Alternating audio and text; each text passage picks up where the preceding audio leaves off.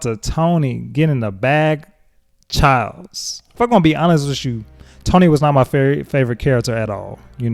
At all. I'm just gonna be honest. Toni was very materialistic. Even with her background, she grew up poor, very poor, and she actually was country town, all that type of stuff. She was just, coping with how she knew how to cope. People do drugs, people do other things. She just used that as her coping mechanism. So every designer purchase was a dose of I belong here. Look what I got. I got my Birkin bag. It was just relief in a way, right? Like I said, it was a coping mechanism for her. Every shopping trip was a therapy session for her.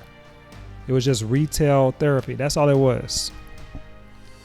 So if you ever bought something you couldn't afford because you needed to look the part, if you ever felt more confident in expensive clothes, or if you ever use your possessions to prove you deserve to be in certain spaces, what we had with Toni, once again, good friends to Joan in the Girlfriend series, was that she used these designer things, these materialistic things as medication for her. Like I said, these are just coping things that she was dealing with. See, Toni's relationship with designer goods was not about loving beautiful things. Not really when I think about it. It was about needing external proof. Like I said, all this is just proof, because if you are going through imposter phenomenon, you feel like you do not belong. You feel like an outsider. And living in LA, living in California, living in all that type of stuff. You know what I'm saying? She needed some external proof to say that she belonged in what she was doing real estate of all different things. With people that can afford these things, Birkin bags, Prada bags, all this was just what she would probably call as a diploma. That was her diploma. Every pair of Louis Vuittons was a certificate. Every designer outfit was a permission slip that said, yes, you could come in. I see what you got on. You could come in. You deserve her. Oh, what she got on? Yeah, get her in here. She needs to be here right now. All right, that was her. That was how she thought that she deserved to be here, right? But here's what really was happening with Toni. See, Toni was using things to solve feelings. She felt insecure about her place in a wealthy social circle. So she bought evidence of wealth. She worried clients wouldn't take her seriously. So she wore seriousness in the form of luxury brands. She feared people would see through her performance. So she covered herself in that expensive armor. Because Toni, if you know Toni, she was always serious. You know what I'm saying? She was Toni Childs. She reminded everybody she was Toni Childs. Do you know who I am? And before you judge Toni, because like I said, she wasn't my favorite character. I'm just letting y'all know. She wasn't my favorite character. All right. But even before I judged Toni for being shallow. Yeah, I said she was shallow.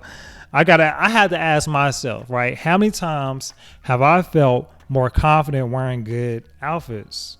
How many times, even have I felt, making that expensive purchase specifically to fit in where I fit in? You know what I'm saying? I'm in this academia world, so wearing suits and stuff all day around certain high individuals makes you feel a certain way. So I get it. You know what I'm saying? How many times have you or even myself confused looking successful for being successful?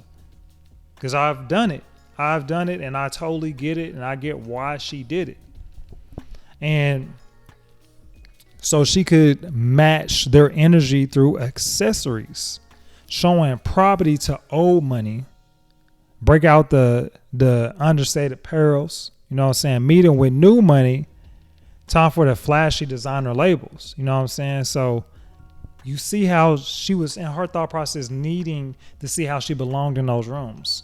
Here's the thing though, Toni Childs, this is where it gets, let's mindset, right? Toni actually was excellent at real estate. She was good at it, killing it. She was a great realtor. She understood luxury markets. She could read what clients wanted. She had a talent for business. She was good. She was literally the entrepreneur of the group. Literally, Joan W2, Lynn was doing her own thing, which we'll talk about eventually. And then Maya worked for Joan. So she was an entrepreneur of the group. She was good at business. But her imposter phenomenon convinced her that her skills weren't there. She needed visual proof. Like I said, usually what we do, everybody, with this stuff is that we feel like we don't belong. So we cope in different ways. And then we try to find evidence to see how we belong in that room, how we even got there. Because sometimes we just forget, how did I get here? You know what I'm saying? And she needed that visual proof of success to feel like she was legit, that she deserved those wealthy clients that she had. Here's the thing about it though. How exhausting is that? Being good at your job, but not trusting that being good at your job is enough. Having to wear your worth on your body because you can't feel your worth in your spirit. And the thing about this, the lifestyle that she was living, right, when the expensive armor became a little bit too expensive. Because y'all remember, right, that season where Tony's debt got exposed? Y'all remember that when Toni was broke?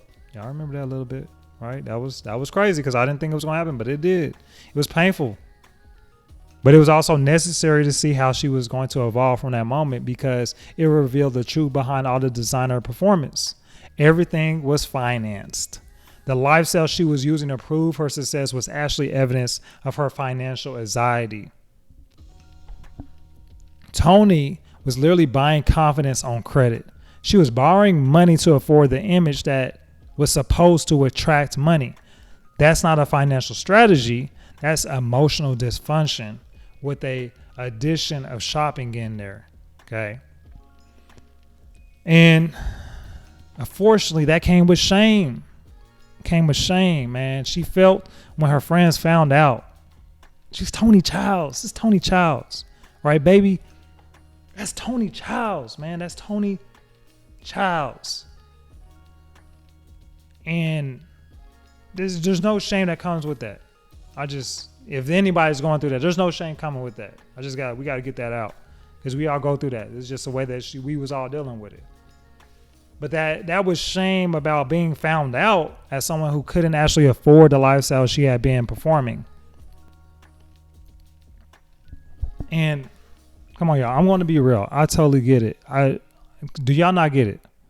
Do y'all not get why Toni Childs was who she was? Toni Childs.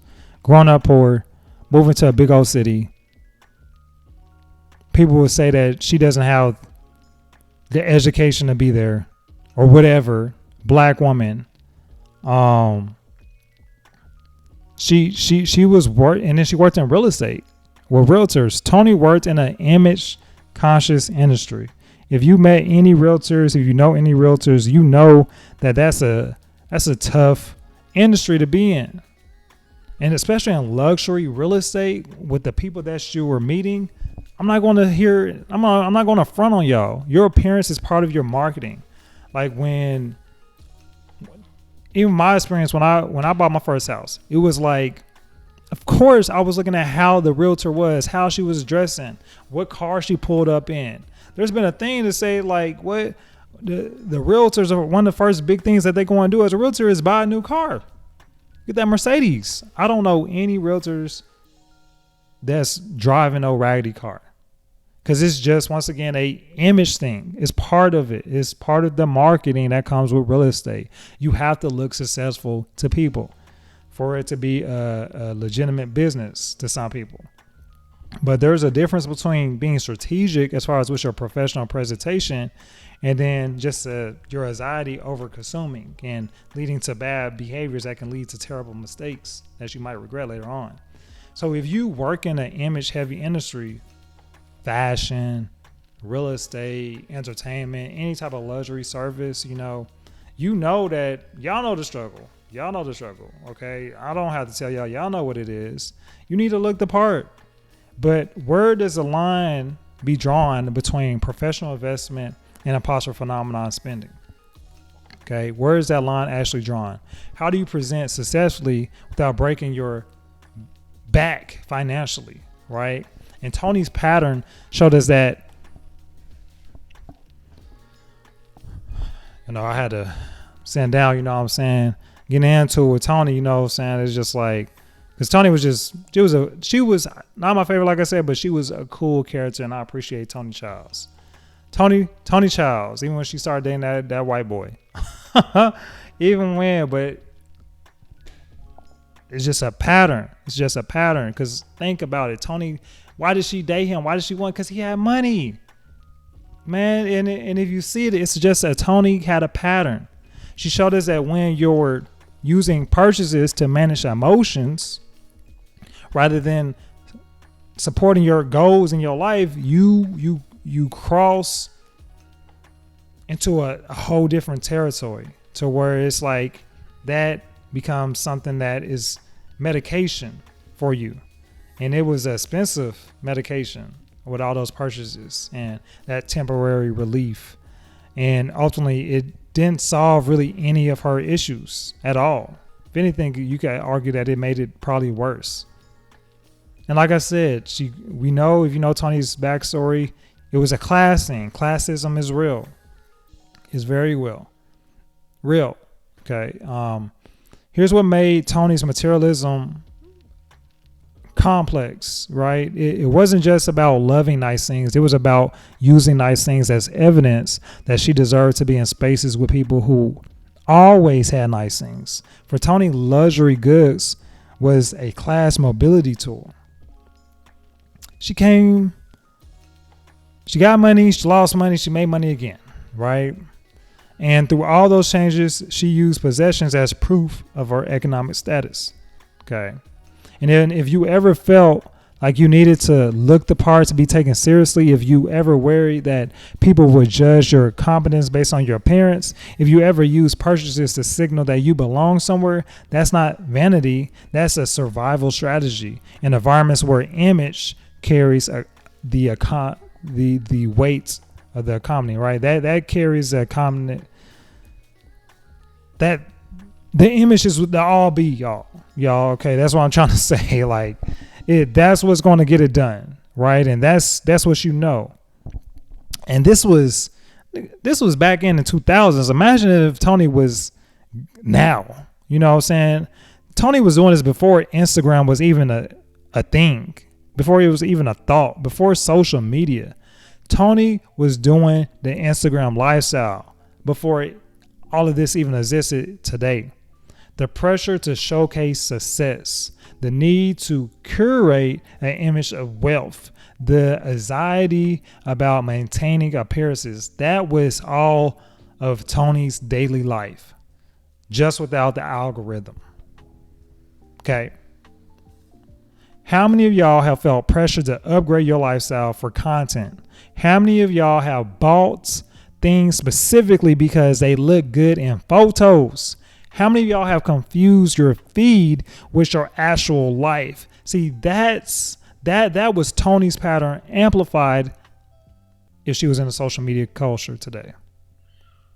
See, Toni taught me that if you use external validation through possessions, it's going to be expensive, it's also temporary, and it's ultimately going to be unsatisfying to you. See, real confidence, that comes from competence, not from consumption. If you are, Toni, I'm just curious, if you could just try this for me. This week, I want you to really audit your relationship with your confidence purchases. Before you buy any non-essential item, food, water, anything like that, am I buying this because I genuinely love it or because I think it proves something about me to other people? Just ask that quick little question. Try going to one professional or social event without your usual armor. Right? These are just different things I want you to think about. Wear something nice, but not your most expensive outfit. Focus on demonstrating your expertise, your personality, your interests, and other people instead of your lifestyle. And I'm just curious to see what happens. If you do it, man, let me know in the comments. Come back to the video. Let me know in the comments what you end up doing. Because I guarantee you discover that people are paying way less attention to your accessories than you think.